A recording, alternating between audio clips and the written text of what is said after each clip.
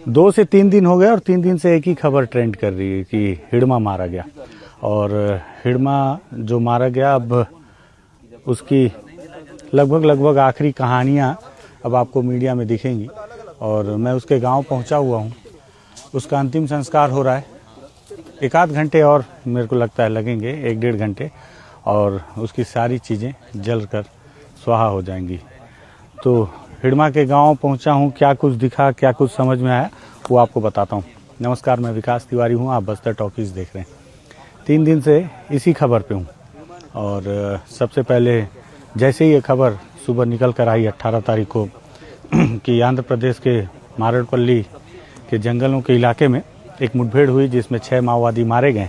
सबसे पहले कुछ लोगों ने कहा कि हिडमा मारा गया। तो मैंने कहा हिडमा कैसे मारा जा सकता है, मतलब ऐसा उसका जो इमेज बन गया था कि हिडमा तो अजर अमर है, वो मरेगा ही नहीं। कई लोग तो ये भी पूछते थे मुझसे कि हिडमा कोई है भी या ऐसे कोई छद्म नाम जैसे विकल्प, अभय होते थे। तो हमको बताना पड़ता था कि हिडमा है, हिडमा की माँ है, हिडमा का गांव भी है। और जो लोग नहीं मानते थे हिडमा है, अब उनको मानना पड़ेगा, क्योंकि उन बहुत सारी लकड़ियों में एक जो शव जल रहा है वो हिडमा का है, जिसे उसकी माँ ने भी स्वीकार किया और उसके परिवार वालों ने। जब पहले ये खबर आई कि हिडमा मारा गया तो मुझे भी अपने कानों में भरोसा नहीं हुआ, क्योंकि मैं सोचता था कि सिर्फ 6 लोगों के साथ हिडमा कैसे मारा जा सकता है। हिडमा के साथ तो पूरी बटालियन रहती है, उसके 3 लेयर में सुरक्षा रहती है। 3 दिन से ये सवाल है। हालांकि इसके कुछ जवाब मिले जो मैं आपको बताऊंगा अगले वीडियो में, या हो सकता है कल या परसों, जब भी। लेकिन ये सवाल हर किसी के जहन में कि हिडमा मारा कैसे गया, और मारा भी गया तो सिर्फ इतनी आसानी से कैसे। एक विध्वंस होना था, एक विकराल युद्ध होना था, ऐसा खुद पुलिस के बड़े अधिकारी भी सोचते थे कि जिस दिन हिडमा से युद्ध होगा तो युद्ध देखने लायक होगा। जवान खुद भी चाहते थे कि जिस दिन अगर वो हिडमा को मारें तो वो ऐसा होना चाहिए कि उनको भी फील आए कि उन्होंने हिडमा को मार गिराया। जैसे बसवराजू की जब मुठभेड़ में मौत हुई तो वहाँ भी 27-28 लोग मारे गए उसके साथी, और वहाँ भी बहुत देर तक मुठभेड़ चली थी। तो बसवराजू से भी ज़्यादा बड़ा नाम तो हिडमा का था लड़ने वालों में।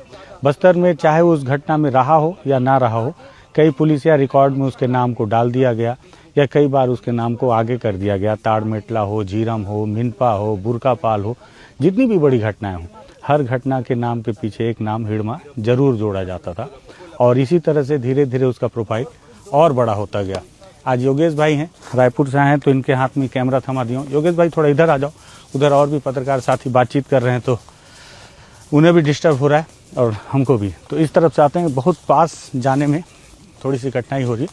सबसे पहले ये बताऊं कि ये जो आपको दिख रहा होगा कि चीता, बहुत बड़ी चीता जलाई गई है, इसके पीछे भी एक कहानी है। दरअसल इस बड़ी चीता में एक नहीं 2 लोगों की लाश है, एक हिडमा की और उसकी पत्नी राजे की।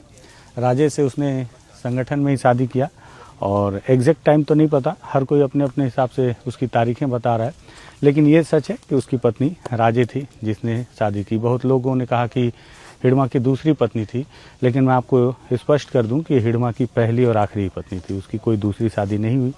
17 साल की उम्र में वो संगठन में चला गया और उसके बाद संगठन में ही उसने शादी की। आज तक कभी भी शादी करने के बाद वो संगठन में ही रहा, कभी अपने गांव आया नहीं रहने के लिए, क्योंकि हमेशा से उसका गांव टारगेट में रहा। हर किसी को लगता रहा कि हिडमा कभी भी अपने गांव आएगा तो उसे फोर्स टारगेट कर सकती।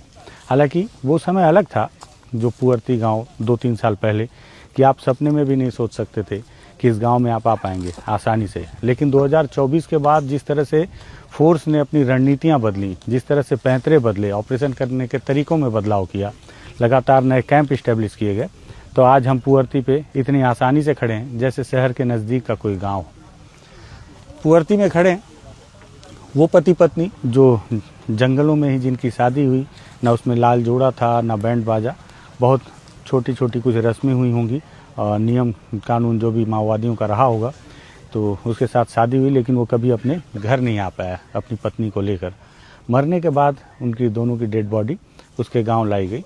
तो परिवार वालों ने फैसला किया, राजे के परिवार वालों ने भी और हिडमा के परिवार वालों ने, कि जब संगठन में इन दोनों ने एक साथ रहने का फैसला किया है तो उनकी अंतिम यात्रा भी एक साथ हो, और इसीलिए एक बड़ी चिता बनाई गई और इसमें उन दोनों पति पत्नी की लाश को रखकर ये अंतिम संस्कार किया जा रहा है। हिडमा को बोलते हैं कि फोर्स का सबसे बड़ा दुश्मन हिड़मा ही माना जाता था। लेकिन सिर्फ फोर्स का सबसे बड़ा दुश्मन नहीं था, इसके साथ ही साथ बहुत लोगों का रोल मॉडल भी था। ये बात आपको ऐसा लग रहा होगा कि मैं हिड़मा को महिमा मंडित कर रहा हूँ, लेकिन जो है वही बता रहा हूँ। आप अगर देखें सोशल मीडिया को अगर 2 दिनों से 3 दिनों से, तो आपको इस इलाके के बहुत सारे लोगों के स्टेटस में दिख जाएगा।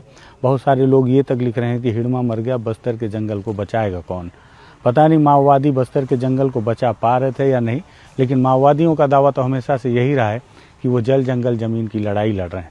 इसमें हिड़मा की एक महत्वपूर्ण भूमिका थी।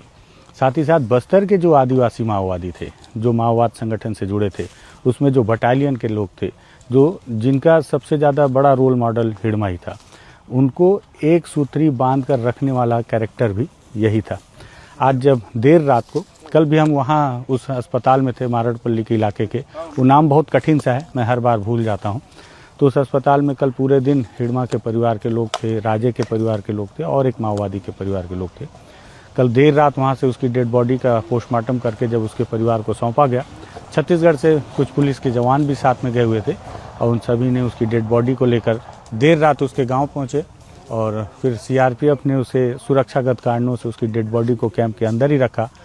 सुबह पूरे परिवार के लोग आए, आप तस्वीरों में देख रहे होंगे कि उसके परिवार के लोग हैं, आसपास के गांव के लोग हैं।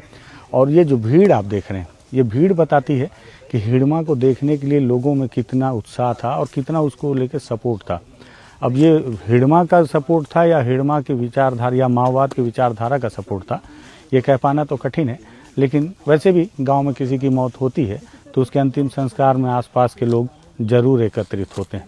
लेकिन बस्तर में किसी माओवादी के मारे जाने पर इतनी बड़ी भीड़, ये बताता है कि हिड़मा को लेकर लोगों में किस तरह का क्रेज़ था। तो वो क्रेज़, वो नाम, वो एक बड़ा लीडर, वो एक बड़ी चुनौती जिसे जब तक वो जिंदा था माना गया, लेकिन जब मरा तो ऐसा लगा ही नहीं कि ये बड़ी चुनौती थी।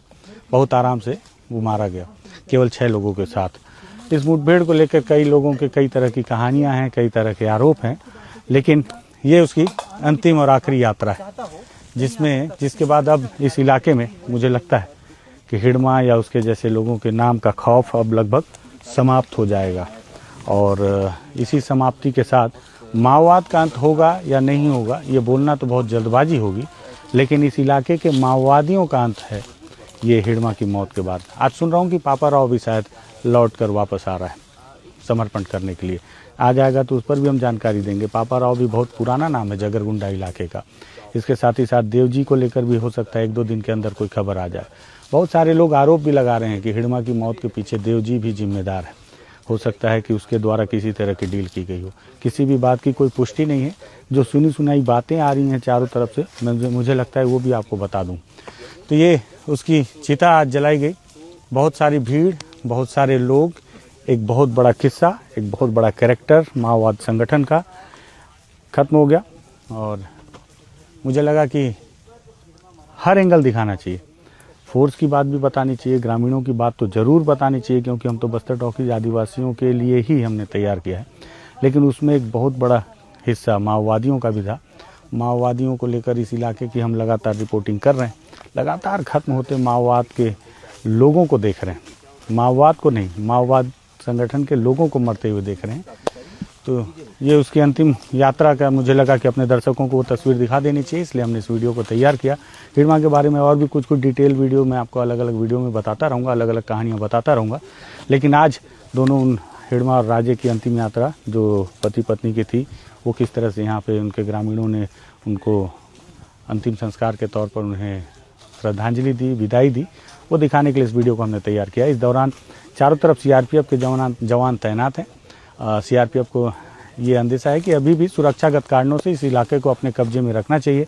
ऐसा नहीं है कि हिड़मा मारा गया तो स्थितियाँ अभी भी सुरक्षित हैं।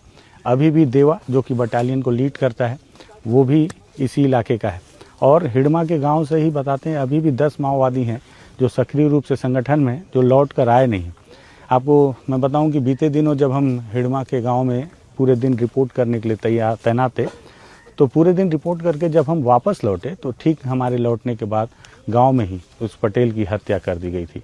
तो यहाँ कब क्या हो जाए, जब तक ये पूरी तरह से समाप्त ना हो जाए, तब तक आप किसी भी खतरे को टाल नहीं सकते, ये सोच नहीं सकते कि इलाका पूरी तरह से सुरक्षित है, कभी भी कहीं भी घटनाएं हो जाती हैं।